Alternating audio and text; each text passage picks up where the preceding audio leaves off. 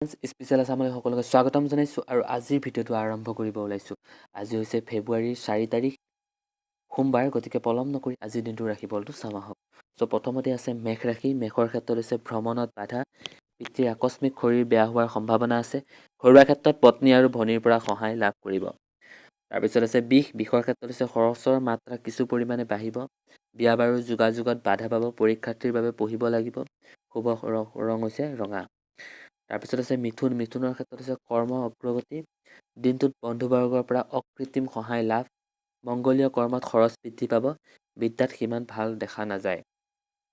তাৰপিছত আছে কৰ্কটৰ ক্ষেত্ৰত আছে স্বাস্থ্য ঠিকেই থাকিব। প্ৰেমত বাধা থাকিব। নিকট আত্মীয়ৰ আৰোগ্য লাভ। সামাজিক ব্যস্ততাও বৃদ্ধি হ'ব। শিক্ষাৰ্থীৰ বাবে দিনটো ভাল হ'ব। তাৰপিছত আছে সিংহৰ ক্ষেত্ৰত আছে সন্তানৰ শৰীৰ সম্পৰ্কে সচেতন থাকক। পাৰিবাৰিক শান্তি অব্যাহত থাকিব। ব্যৱসায়ত ধন বিনিয়োগ কৰাৰ স্থিৰ সিদ্ধান্ত ল'ব পাৰে আৰু প্ৰেমত হৈছে শুভ। তাৰপিছত আছে কন্যাৰ ক্ষেত্ৰত হৈছে কৰ্ম প্ৰাৰ্থীয়ে দৈৰ্ঘ্যৰ পৰীক্ষা দিব লাগিব। প্ৰেমত ভাল। স্বাস্থ্য মজলীয়া। মাটি বাৰীক লৈ বিবাদ সংঘাত হোৱাৰ আশংকা আছে।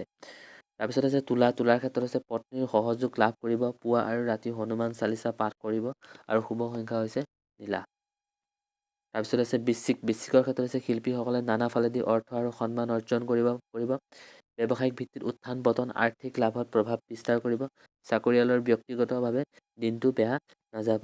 তাৰপিছত আছে মকৰৰ ক্ষেত্ৰত হৈছে দেউতাৰ শৰীৰ যত্ন লোৱা উচিত। ঘৰুৱাত মধ্যম ক'ব পৰা যায়। প্ৰেমত আশাভংগ আৰু বিদ্যাৰ্থীয়ে যত্ন কৰক। তাৰপিছত আছে মকৰৰ ক্ষেত্ৰত হৈছে সন্তানৰ বিবাহৰ যুগ। ছুটি ভ্ৰমণৰ যুগ। শনি মন্দিৰত চাকি ধূপ জ্বলাব। প্ৰেমত হতাশা। তাৰপিছত আছে কুম্ভৰ ক্ষেত্ৰত হৈছে যে কন্যা সন্তানৰ বিবাহৰ সংযোগ। আৰ্থিকত ভাল ক'ব পৰা যায়। কৰ্মত অসুবিধা পাব। বিদ্যাত সামান্য লাভ কৰিব। তাৰপিছত আছে মীনৰ ক্ষেত্ৰত আছে শৰীৰ ভাল দেখা নাযায়। ভ্ৰমণ নকৰা ভাল। ব্যৱসায় ভাল চলিব। নতুন যোগাযোগত উপকৃত কৰিব। প্ৰেমত শুভ।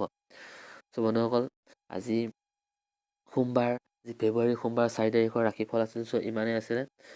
চ' ইয়াতে ক'ব লগা হ'ল যে যদি প্ৰথমবাৰলৈ মোৰ চেনেলটোলৈ আহিছে, প্লিজ চেনেলটো ছাবস্ক্ৰাইব কৰিব, লাইক কৰিব, কমেণ্ট কৰিব আৰু দিনটো আপোনালোকৰ কেনেকুৱা গ'ল প্লিজ কমেণ্ট বক্সত জনাব।